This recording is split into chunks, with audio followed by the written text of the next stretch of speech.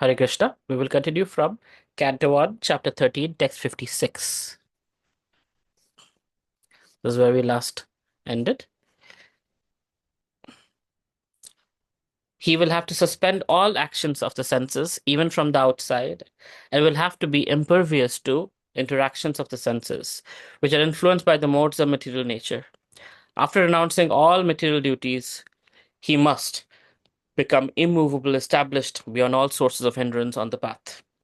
So we are hearing about Ashtanga yoga process. Uh, we are talking about the Dhritarashtra and his wife leaving the palace, going to a secluded place in the Himalayas and doing penance for all their negative activities that they have done and getting ready for ending their life. Sava Adyatanad Rajan Parata Panchame Hani Kalevaram Hasyati Swam Tacha Bhasme Bhavishyati. O king, he will quit his body most probably on the fifth day from today, and his body will turn to ashes. Narad Muni is speaking. So Narad Muni, being a pure devotee and extremely, close to the Supreme Lord, he can foresee things. So he's making a prophecy that in 5 days from today, the former king, Dhritarashtra, will, while doing tapasya and everything, will quit his body, turn into ashes. Great persons can do such predictions. Duhyamane gnir dehe nibhir dehe patyu patni saho taje bahe sthita patim sadhvi tam agnim anuvikshati. While outside observing her husband, who will burn in the fire of mystic power, along with his thatched cottage, his chaste wife will enter the fire with rapt attention. Please underline the word fire of mystic power, right? So this is not a normal suicide attempt. By doing Kathor Tapasya, Ashtanga Yoga, one is able to create fire from mystic power. And with that, they enter into the fire and go back to either Godhead or Brahmajyoti or whatever the destination is. In this case, I don't think they're going back to Godhead, but we'll see. Vidurastu tad ascharyam nishamya kurunandana harsha shoka yutastasmad gantatirtha nisevakaha. Vidura, being affected with delight and grief, will then leave that place of sacred pilgrimage. Right? Narad Muni is saying all these things to Yudhishthira Maharaj to pacify him. I mean, one way to understand this is knowledge gives us clarity, right? When we don't know something, there is fear. Oh my God, what's going to happen? But when we know something, we become a lot more pacified. Things become a lot more manageable, right? Fear comes from unknown. So, for example, if we turn off the lights in a movie theater and there is no exit sign light also, what will happen? Immediately chaos. People will not know where to go. But one tiny phone you turn on, and with that you can see here are the stairs leading to the exit, and that's how you get out, right? So little knowledge can take away the fear. So Yudhishthir Maharaj, when he woke up one day and he found out that his uncle and aunt, Dhritarashtra and Gandhari, were not in the palace, they had left, he became completely perturbed. Like, oh my God, what have I done wrong? Why did they leave? Have I not taken care of them? What will they do? They're blind and old and everything else. So Narad Muni comes to the location, and Narad Muni is telling him, this is the process. They are on their path to end their life, and they will do yoga exercises. They'll do a yoga, activities, and thereby burn their karma, burn their sins, and eventually, a few days from now, this is how they will leave their body. Now, for us, what do we do when somebody is passing away?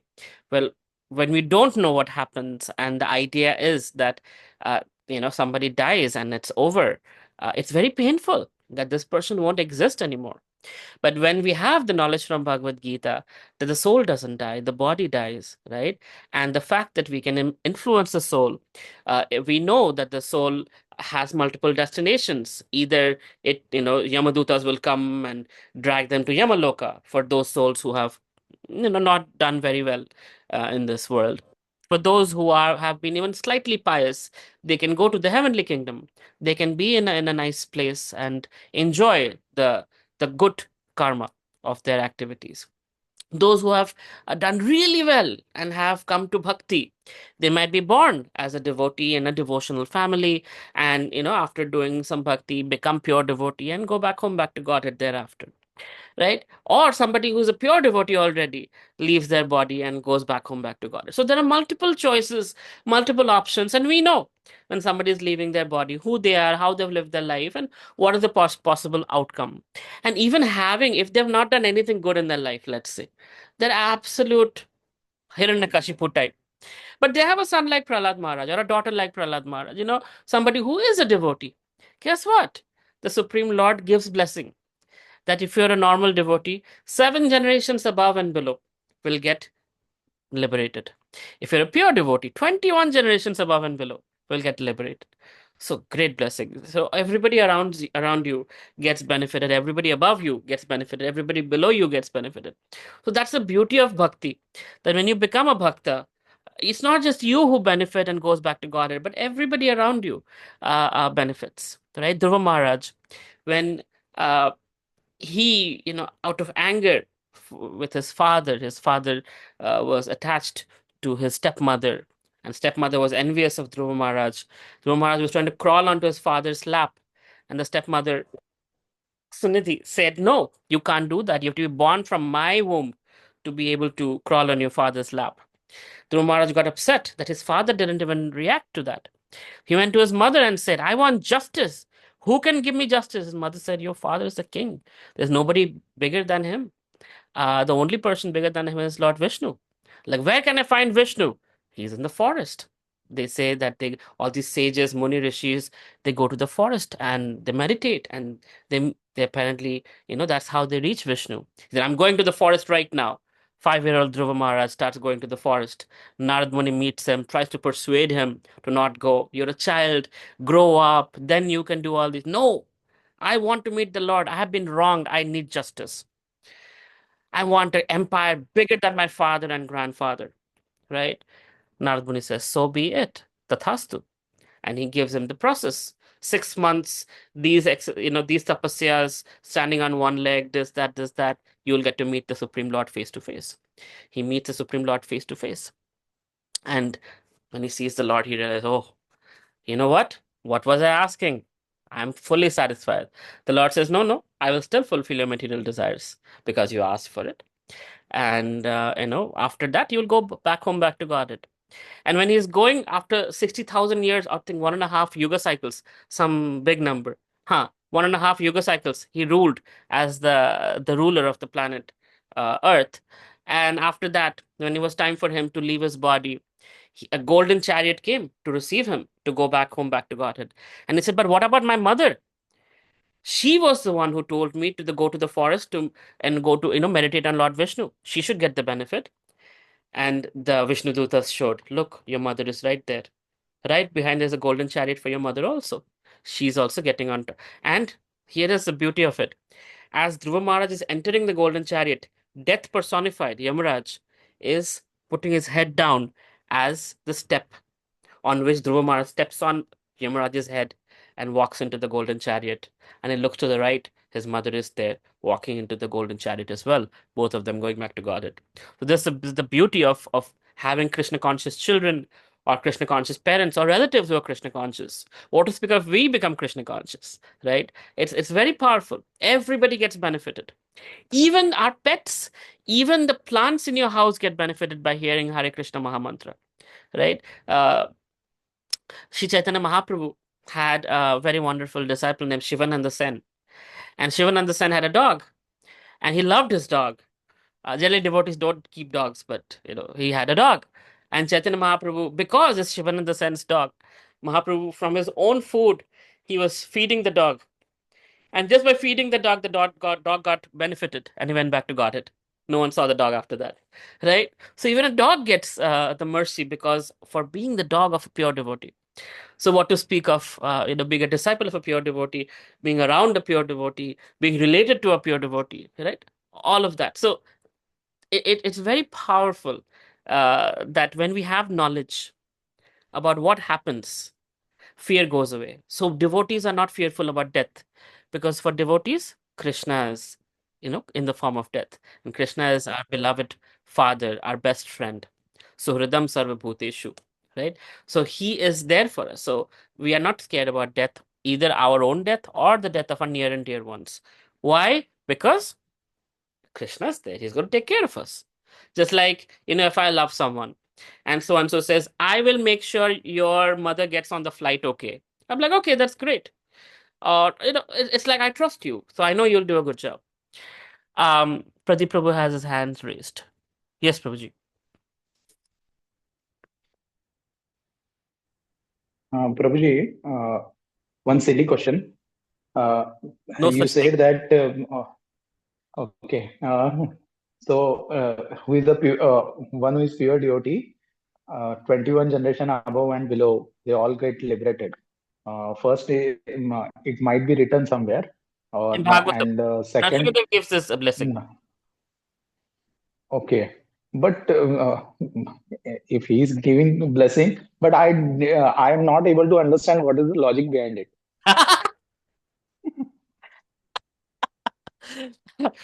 Why does God have to follow logic? Right. It's But mercy. See what happens when a king is happy. He says, feed the whole kingdom, right? Give gold and silver to everyone. So Narsingadev was so happy with Prahlad Maharaj when Prahlad Maharaj says, please forgive my father, Hiranyakashipu. Please don't send him to hell. And Narsingadev said, he's your father. I've already taken care of him. He's liberated. And not only that, 21 generations above and below are already liberated. And not only that, not just you, but anyone who's a pure devotee following in your footsteps will also get the same benefit, right? So that's Narsingadev being liberal and being merciful. He's God, he can do it. right, right. Okay, Prabhuji. Doesn't have to follow logic. So that's where our hope is, right? If God had God would follow logic and check boxes to the T, Prabhu, imagine how many of us would fail in bhakti. Hopeless case, right? 99%, 100% तो pure devotee अभी तक नहीं बने. So no access to Vaikuntha. But Krishna just sees Tilak is there, Kanti is there, did some good work. Okay, come. No one's looking. That's how Krishna is. He's very merciful. You won't, when you go back to Godhead, you'll realize this. That, people will judge, like, oh, ye to acha devotee nahi hai, wo to acha devotee nahi hai. I mean, if I say this, people will stop chanting. But Krishna's nature is such that it's like, chalo, it's okay. You're part of the process. Let's go. Right? That's how eager Krishna is to get us back. And I'm not saying it. This is Bhagavatam. You will read, you will hear Krishna speaking like this. So it's a very merciful process and illogically merciful. And that's our hope that we are not perfect. In Kali Yuga, it's very hard. We keep falling down, we keep messing up, but Krishna is very kind. And that's how we just know he will take care of us. Uh, Okay, Rishabh has a question. Why 21 generations only? Bloody greedy person. Why not all the generations before? Silly question again. Yeah, very silly question, Rishabh. Shame on you. जितना मिल रहे उसी से, you should be happy with what you're getting. Krishna is kind, he's giving 21. You know how big that is? 21 generations. Do you even know the names of your 21 forefathers? No. Anyway, all right. Yeah, दे देना अपने. Okay. So Vidura being affected with delight and grief will then leave the place of sacred pilgrimage. Somebody wants to read the Sanskrit? Hare Krishna Prabhuji, may I read? Please. इति उक्त्वा तरोहत् स्वर्गं नारदा सह तुम्बुरा युधिष्ठिरो वचस्तस्य हृदि कृत्वा जह शुचा. Wow. Having spoken as Narada, along with his Veena, ascended into outer space, Yudhishthira kept his instruction in his heart and so was able to get rid of all lamentations. Thank you, Prabhu. You're a very good Sanskrit reader. Thank you. Thank you so much, Prabhuji. So, Narad Muni, the transcendental spaceman, as Prabhupada would call him, he pacifies Yudhishthir, makes him feel like, nothing to lament. They're taken care of. Vidura is there throughout the process. And as they leave their body, Vidura will leave. But Vidura is a pure devotee who's well trusted. He's a brother to Dhritarashtra. So, Yudhishthir feels, thank God, there is somebody with them. They're taken care of. And after they're done, Vidura will leave the place. So with this, Narad Muni takes off to his space journey and pacifies Yudhishthira Maharaj. So this is the role of a sadhu in our life, right? I have said this many times, the story, but I'll still repeat. When I was living in Chicago, one of my neighbors, there was an Indian family from Fiji. A 21-year-old guy had some aspirin and pizza, and he was diabetic, and so that concoction killed him, within hours. And the whole family was sad, and there was mother was crying, and all the batchmates of that brother of the departed soul were there, and my mentor was invited to speak, and I was there. And day one, he spoke about, you're not this body, your spirit, soul. Day two, he spoke about that as a spirit soul, you don't die. And, with Krishna's mercy, what is possible? And what is Shad ceremony? And what happens when you do these offerings of things to Lord Vishnu? How the soul gets benefited? And how we can chant Hare Krishna by reading Bhagavad Gita. We are actually offering that benefit to the soul, to have a better journey in his next destination. By the third day, the mother was actually smiling, and everybody was so curious, had so many questions, and they were so happy to finally have that answer. So this is what a sadhu does. A sadhu gives answers to things that modern science won't tell you, to things that you can't observe, but that is there. It is part of the creation, it is part of Krishna's process, and that pacifies our heart, right? And with that knowledge, we can move forward in our life. So a sadhu's role, a lot of times people say, ये तो साधु बन गया, अभी society में कोई काम नहीं करेगा, he won't be adding any value to society, he won't be paying taxes, oh look at them, these are leeches on society. Things like that people say all the time. And there are sadhus who are like that. And they're not sadhus, they're in the garb of a sadhu. But a true sadhu that's their role. They travel from place to place. They don't stay in a place more than 3 days. Why? Because they're there to preach. They're there to help the grihastas figure out their life, you know, go and solve the problems based on the shastric principles, the knowledge given by the shastras, right? And that's the role. That's what Narad Muni just did, and he took off to his next destination.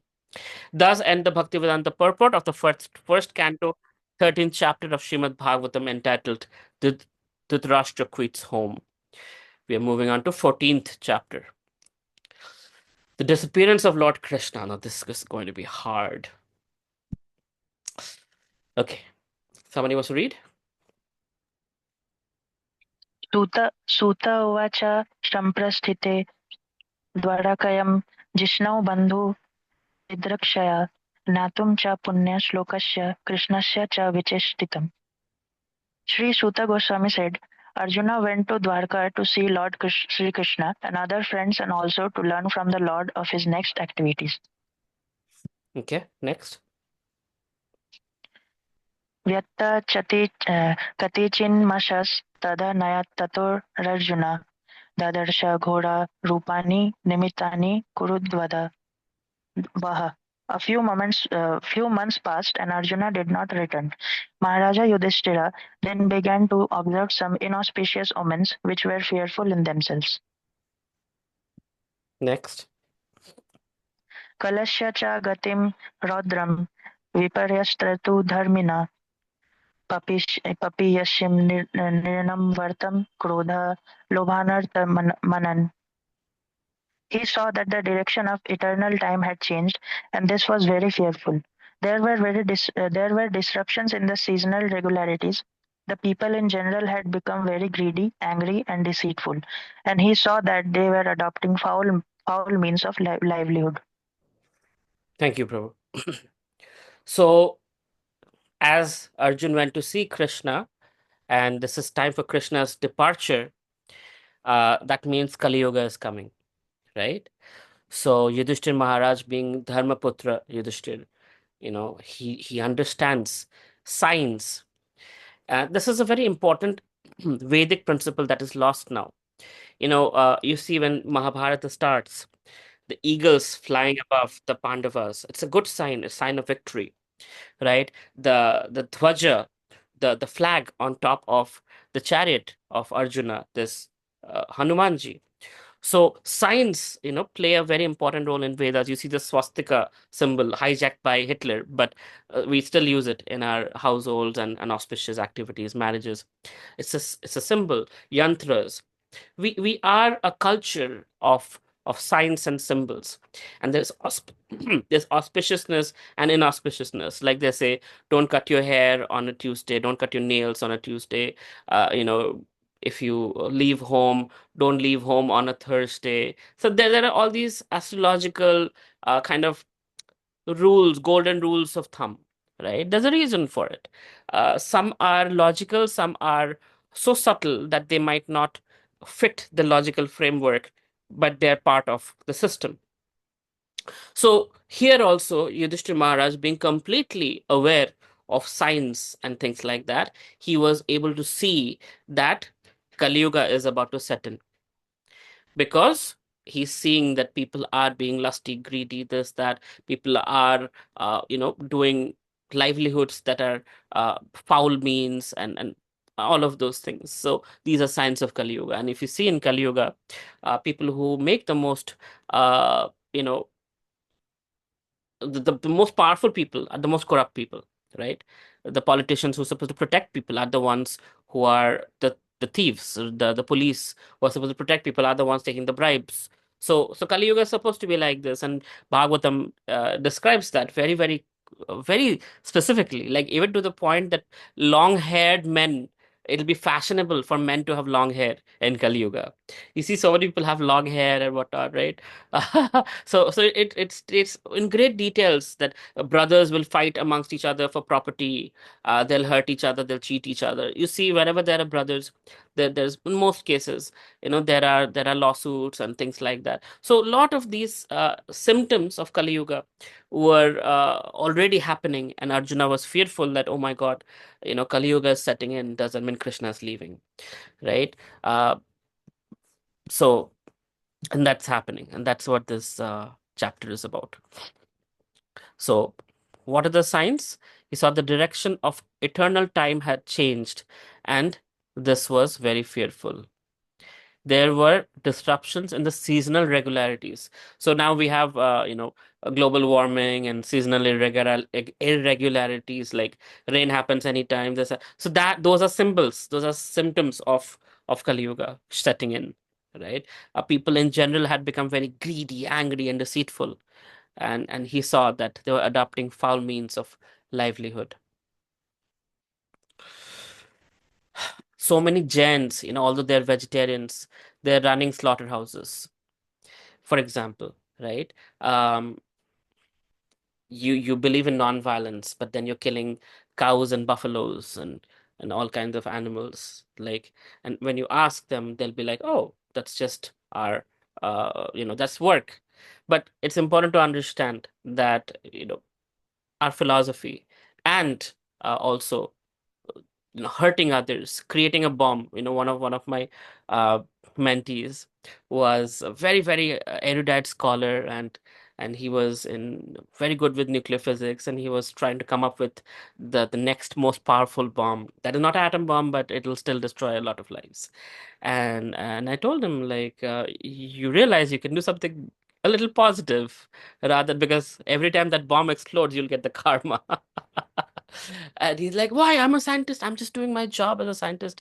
And I'm like, yes, but then the bomb that you're creating, it's going to lead to innocent lives also. It's not just it's going to lead to lives of those who are terrorists and whatnot. Often that happens, that innocent lives are lost.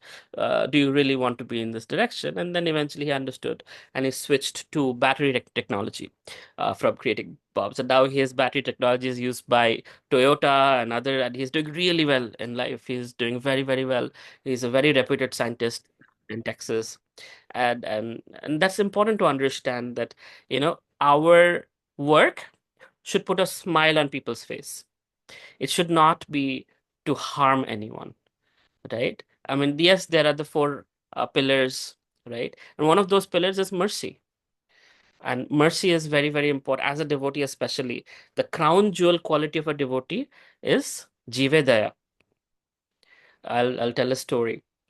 So one time, so we know Chaitanya Mahaprabhu has this principal uh, acharyas that he created, the six Goswamis of Vrindavan.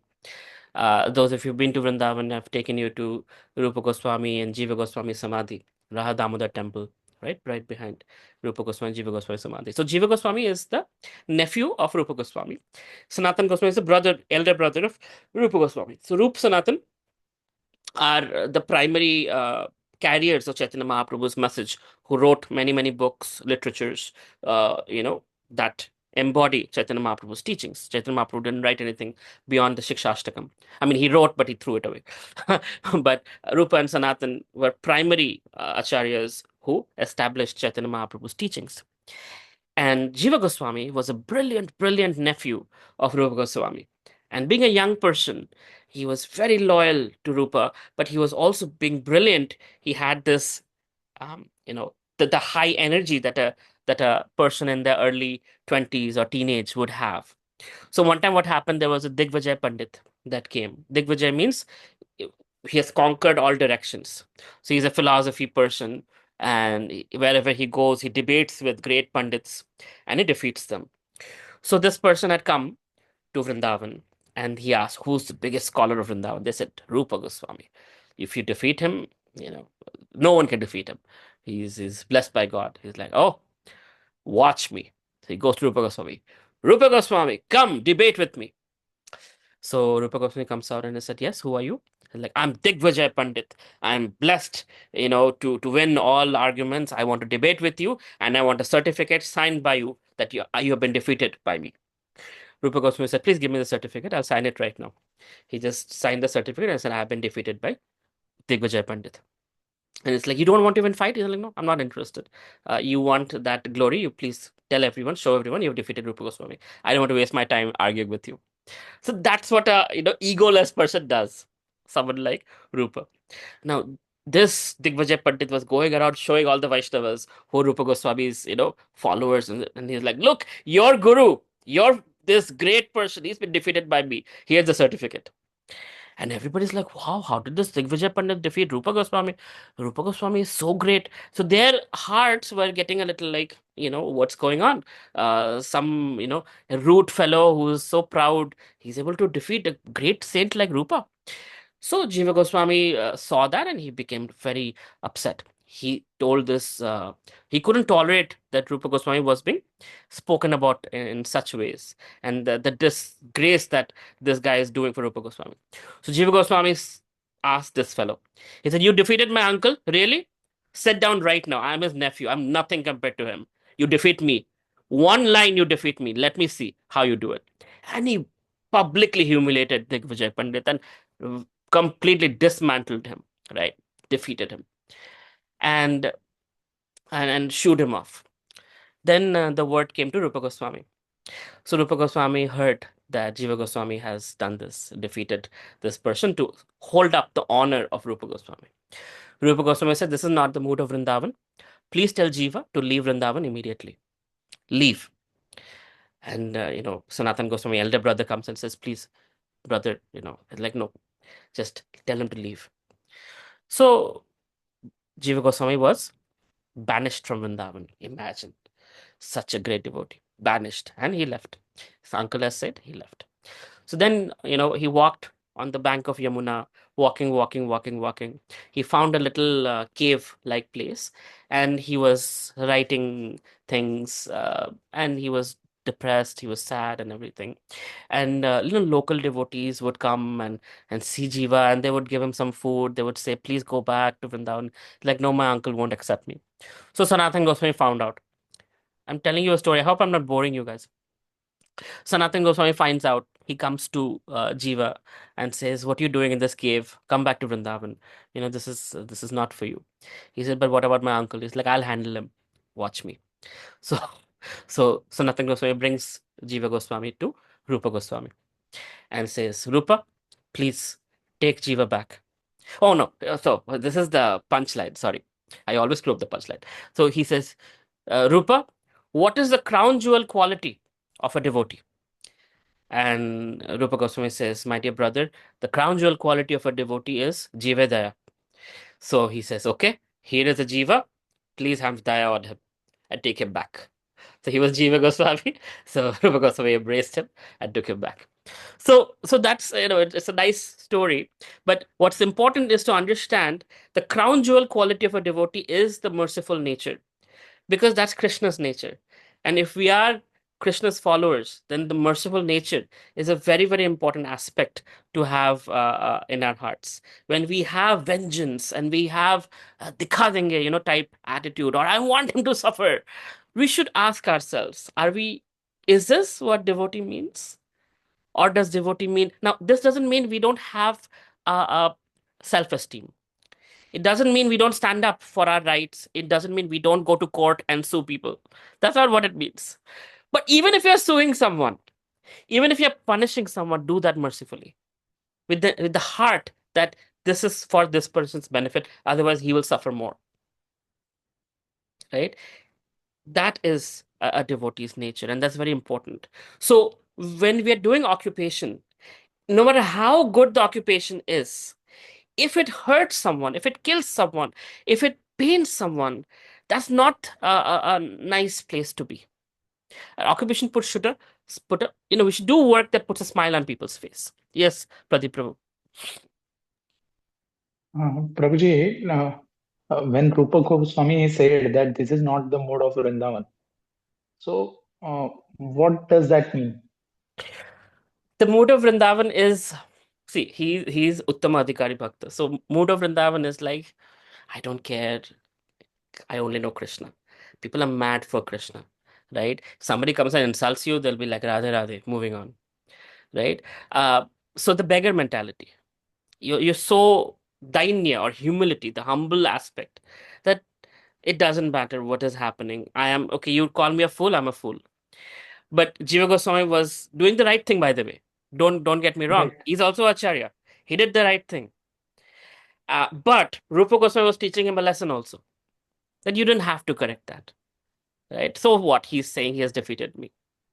So now here is the duality dilemma, right? Great devotees, they will be like, हाँ ठीक है, बोला तो क्या हुआ? Doesn't matter. I have not taken any offense. But Krishna takes offense. Devotees take offense, and they must. And they must right the wrong. Because hearing also a blasphemy about a pure devotee can lead to fall down. So it is what Jiva Goswami did was also right, what Rupa Goswami did was also right. Okay. It takes a much higher level of understanding to understand the subtle layers of things. So Jiva Goswami knew he would be punished. But it was still important that in the eyes of all these Rajvasis, he upholds the great devotee Rupa Goswami, that he should not be insulted. And he was willing to take the punishment for it. So be it.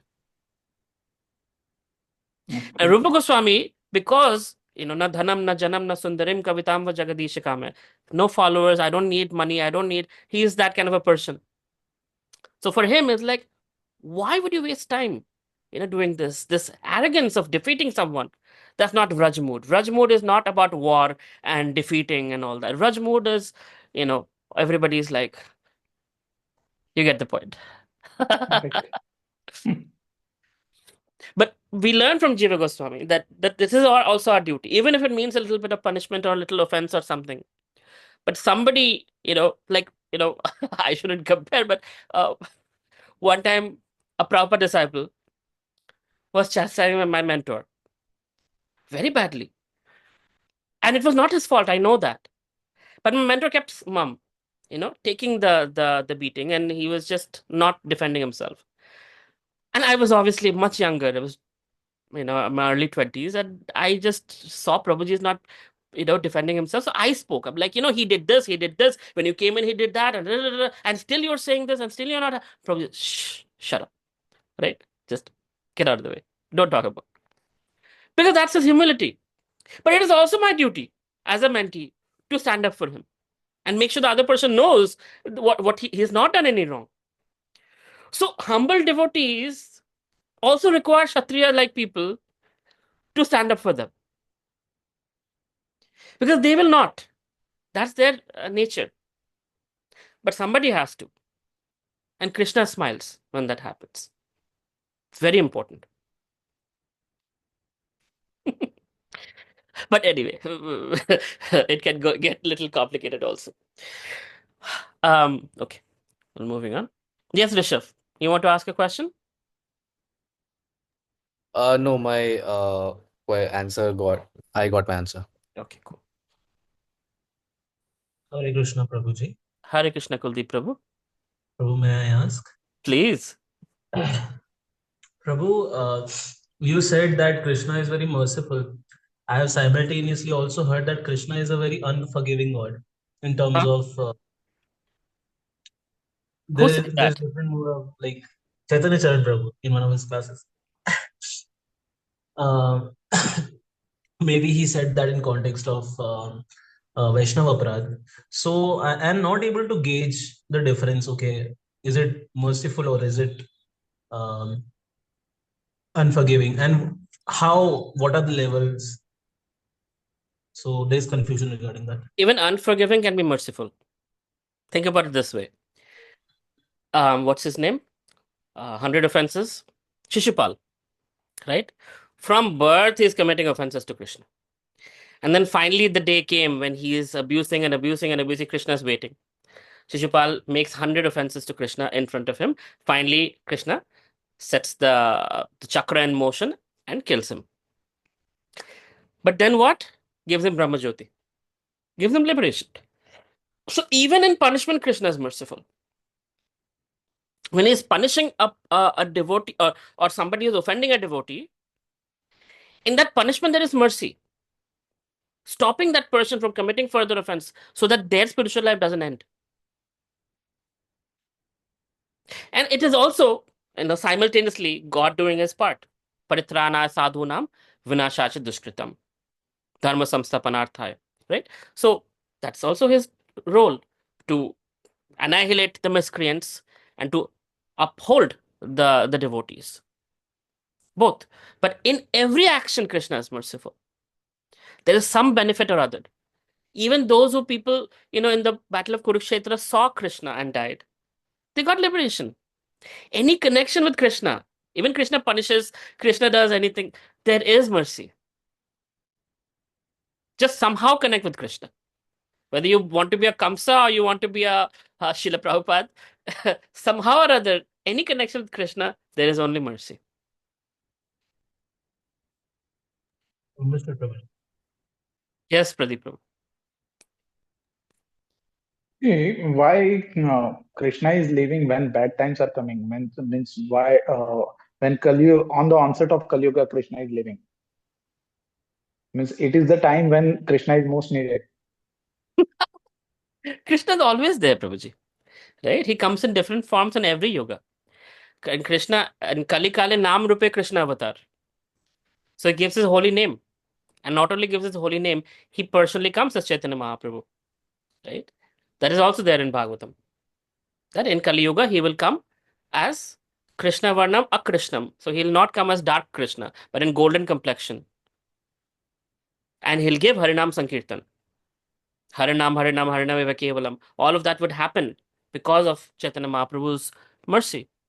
So he comes. It's not he doesn't come. But that form of Krishna is for Dwapar Yuga. And again, that's his plan. He does what he does. Right. There are some things I can't answer because I don't know why he does. Or he doesn't need a reason to do something. He just does it. Right? If he decides, okay, Dwapar, I'll come in Kali only. I'll come to Pradeep Prabhu's house right now. He'll come. Who can stop him? He's God. So, can't answer that. All right. Anything else? Okay. Moving on. Mhm. Somebody wants to read? May I read, Prabhu? Please. जीमः प्रयां व्यवहृतं सत्यमिश्रं च सौहृदं पितृमातृशूद्रभृता भृतातिर् Bhratar. दम भ्रातृदं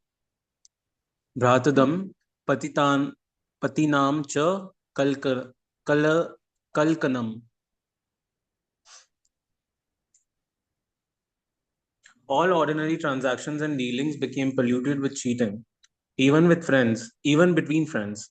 And in familial affairs, there was always misunderstanding between fathers, mothers, and son, between well-wishers and between brothers, even between husband and wife. There was always strain and quarrel. Hare Krishna. Hare Krishna. Sounds like Kali Yuga. Not like these were not there in previous yugas, but they're more concentrated in Kali Yuga, right? More easily visible in Kali Yuga. Nimityani atyaristani kalitva anugate nirnam lobhadi adharma prakritim drishtvo vacha nujam nripaha. In the course of time, it came to pass that people in general became accustomed to greed, anger, pride, etc. Maharaj Yudhishthir, observing all these omens, spoke to his younger brother. Yudhishthira vacha sampresito dvarkayam jishnur didrikshaya gyatum cha punyashlokasya krishnasya cha vichestitam. Maharaj Yudhishthir said to his younger brother, Bhimsena, I sent Arjuna to Dwarka to meet his friends and to learn from the personality of Godhead, Krishna, of his program of work. Gataha saptadhuna masa Bhimsena tavanujaha nayati kasyava hetur naham vededam anjasa. Since he departed, 7 months have passed, yet he has not returned. I do not know factually how things are going there. Api devarsi nadistah sakalo yam upasthita yadatmano ngim akridim Bhagavan utsiskrisati. Is he going to quit his earthly pastimes, as Devarshi Narada indicated? Has the time already arrived?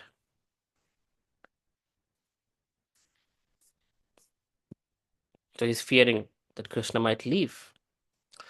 Yasmanna sampado rajyam dara prana kulam praja asan sapta sapatna vijayo lokascha yad anugrahat. From him only all our kingly opulence, good wives, lives, progeny, control over our subjects, victory over our enemies, and future accommodations is in higher planets have become possible. All this is due to his causeless mercy upon us. So This is again a very devotee-like attitude, right? Yudhishthir Maharaj is acknowledging that it is only due to his presence, him only. All our kingly opulence, good wife, life, progeny, everything, you know, is happening by Krishna's presence. When you're a devotee, one of the symptoms of bhakti is end of inauspiciousness and beginning of auspiciousness. In uh, Bhakti Rasamrita Sindhu, composed by Rupa Goswami, with Chaitanya Mahaprabhu's teachings and, of course, our Vedic scriptural summarization, he says there are indications that bhakti has appeared in our life. And what the first thing is, uh, auspiciousness comes in our life.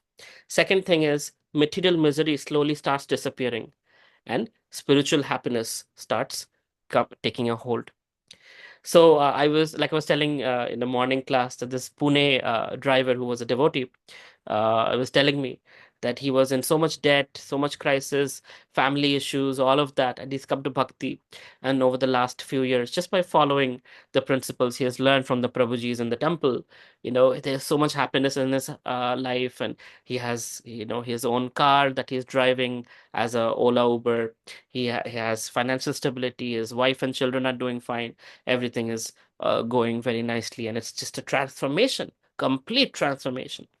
And that's a very common thing. That's a very, very common thing I've seen over the 19 years in devotees' lives. You become a devotee, and suddenly things start moving in a very different direction. Now, I have also seen devotees who become a devotee, but nothing changes. And there's a commonality between that also, because what happens is they hold on to something else, and they're not able to hold on to Krishna, although they're coming to classes, listening, but the seriousness, the sincere effort to follow instructions, to follow the process is not there, right? The underlying statement that this driver Prabhu mentioned was, he followed the instructions given by the Prabhujis, and he's seeing the difference. So a doctor gives you a prescription, you take the medication, of course you will see the difference. If you don't take the medication, if you don't fulfill the dosage, you will not see full recovery. So it's important that we not just take it as an entertainment, that we are studying Bhagavad Gita and we can tell others, oh, I know Bhagavad Gita, I know Bhagavatam. No, but actually apply it in our life and thereby see the results. Follow the instructions given by Krishna and see the results. And that's where we see fulfillment. That's where we see.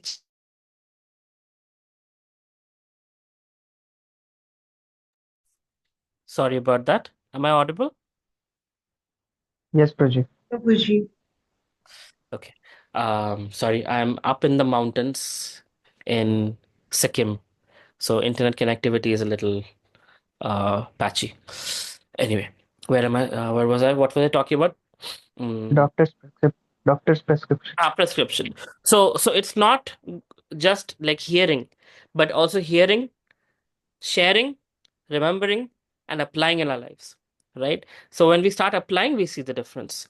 When we start chanting, we start eating prasadam, we start talking to Krishna, offering prayers, offering dandavats, right? Krishna says, Manmana bhavat bhakto madhyaji mam namaskuru, right? Offer dandavats to me, worship me. You don't have to worship with all the, arti plates. If you can, that's fantastic. Even if you can't, but just standing in front of Krishna with folded palms, my dear Krishna, thank you for a wonderful day. My dear Krishna, I'm having some difficulties. Can you please help me? Can you please give me some intelligence? Please give me some solution to this problem. My dear Krishna, I'm yours. I'm completely dependent on you. My dear Krishna, please help me. Right? That's worship. And that's prayer. Right? When you include Krishna in your conversation, in your decision making, in your process of struggling and struggling out of a bad situation, right? You strengthen, you deepen your relationship with the Supreme Lord, because you saw how Krishna helped you through that process, and the faith develops. When faith develops, then no one has to tell you, here is Krishna, fold your palm, pay your dandavats. We naturally do it out of gratitude. We feel like I met somebody who I know. That Krishna is no more a deity, a god. Krishna is a family member, right? When you are at a place where you don't know anyone and you suddenly see a Radha Krishna deity or a picture or a name, right? If I suddenly feel, oh, okay, here is my Lord. Okay, his presence is being felt, right? So it's important that we apply these principles, we follow the instructions given in the scriptures by Krishna to see the result. And I'm telling you, this is what the scriptures are saying. Auspiciousness comes in, immediately there's relief from material distress and other things. Your anathas get taken away, all your tendencies in the heart that are leading to problems and addictions and entanglements, all of those things get released. You become detached, right? And you become attached to Krishna. You get detached from Maya, right? No one can blackmail you. No one can twist your arm and tell you, if you don't do this, I'll not do this. You're powerful because you're fully dependent on Krishna and no one else, right? Of course, we have to work in society and we have to pay our taxes and we have to do things. Having said that, you have clarity that who's in charge, who's the boss, and that boss really likes you, right? So if the boss likes you, you're at good place. So that's the idea here. That Yudhishthira Maharaj is acknowledging that because of Krishna we have all this kingdom. Otherwise they would have died in the Lakshagriha, or they would have lost the war. Nothing would have happened. Uh, but in spite of all the screw ups, they put their wife on Draupadi on the game. Bet their wife, and they did mistakes. But Krishna was there to protect. Krishna was there. It's not like Krishna is like, oh, you screwed up, buddy. Sorry, you're on your own. That's not how a father or a leader acts, right? A person who is in that position of protection and providing is merciful. We screw up, Krishna forgives. So when Kuldeep Prabhu was saying Krishna is very unforgiving, I was like, huh? But yeah, if some person hurts a devotee, offends a devotee, Krishna is very unforgiving. Krishna tolerates everything spoken to him, negative things, he doesn't care. But for his devotees, he's very protective and obsessive about his devotees because we are end of the day Krishna's girlfriends. So you know how it works between man-woman relationship, right? A man always will protect the beloved. So Krishna is like that. For him, we are all Prakriti. So Krishna is very possessive about us. Especially want to speak of the girlfriends who are actually reciprocating with Krishna in mood of service versus those who are not. So Krishna is very that way loving and protective. And that's why they say Narsinghdev's story as a love story, right? It might seem like Narsinghdeva with big nails and big teeth and everything, right? But for devotees, that's a love story. For Prahlad Maharaj, a little boy, 5-year old, the Supreme Lord takes this ferocious form and he comes and just in a very demonstrative way, rips apart Hiranyakashipu. He just does a heart attack and kill him, or take a gun and shoot him, or take an arrow and kill him. No, rips him apart, takes out his intestines, and makes a garland for him. Imagine how much love the Lord is portraying for Prahlad, that so much anger he's putting. Now, this is God who's self satisfied, right? Now, one would say, when people say, like, oh, you're devotees, you should not get angry. We're like, oh, we're followers of Narsinghdeva. What are you talking about?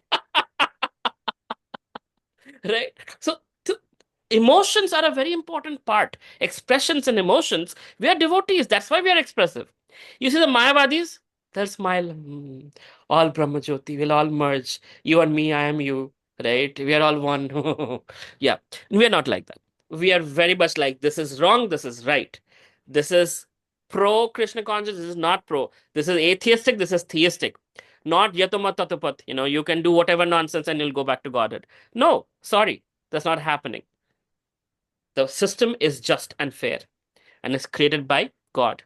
And Krishna, defines what the system is, what the law is. Dharmantu sakshat bhagavat pranita. Dharma is defined by God. That God says, that which God says is dharma. So that is the Srimad Bhagavatam's teaching. And that's something we need to also imbibe very thoroughly when people challenge us or question us. This is how we should reciprocate. And it's important we stand up for our dharma, for our Supreme Lord. I have lost many friendships. When they come and talk negative things about Krishna and whatnot, initially I will use logic and reasoning to help them understand. But when it seems like they're just envious people who just don't, no matter what, they won't wake up, right? You can't wake up a person who's not sleeping. They're just envious and vicious. Stay away. Sorry, don't want to talk to you. Block, right? Anyway, I'm very scared of atheists. They're just, but there are two kinds of atheists: the innocent atheist who just doesn't know, and the atheist who's envious and vicious. Those are just, keep them out. Don't trust them with anything, because if they can't believe in their creator, they themselves are not trustworthy. You will always see people who are untrusting of others are themselves untrustworthy. Those who see fault in others, they have those faults in them, right? Not speaking for a guru or somebody who's in a spiritual place. The guru's role is to find faults and say, hey, this is how you can be better.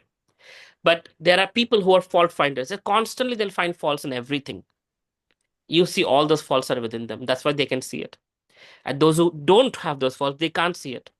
I remember I was in college, and this public safety officer. So in US colleges, there are private police for the university. So this public safety officer came to my door and knocked on, and he said, "You smell that?" I said, "What?" He said, "You smell something?" I said, "It's something's burning." He said, "That's called marijuana." I'm like, "Oh." It's like, it's coming from that room. And she went and she got this guy who had like marijuana here, marijuana there, marijuana in the fridge, marijuana under his bed, everywhere marijuana. But I have never smelled marijuana, so I don't know. So when you don't have it, you just don't know, right? From that day, I realized, oh, this is how marijuana smells. Okay, now I know. So it's like that. If you're finding faults in others, tell yourself, you know what? I might have that fault within me. Let me fix myself before I try to fix others, right? 90% of the problems fixed here will do wonders for the world. If we become like Srila Prabhupada, everybody around us will transform. So we can't change others, we can change ourselves. So look inward and work on ourselves, and you'll see that there is a lot of work to be done. And when we do that work, how beautifully people change around us. When we become Krishna conscious, when we work on our anarthas, and we work on our good qualities, and we try to imbibe Krishna's qualities, that's the true application of Krishna consciousness. And by doing that, we're not only benefiting ourselves, we're benefiting our family, our friends, and everyone around us. So I'll end it here. Sorry, I've taken 5 extra minutes. Please forgive me. Srila Prabhupada ki jai, Srimad Bhagavatam ki jai. Hare Krishna. Have a good night. See you next Friday. Hare Krishna. Hare Krishna. Hare Krishna.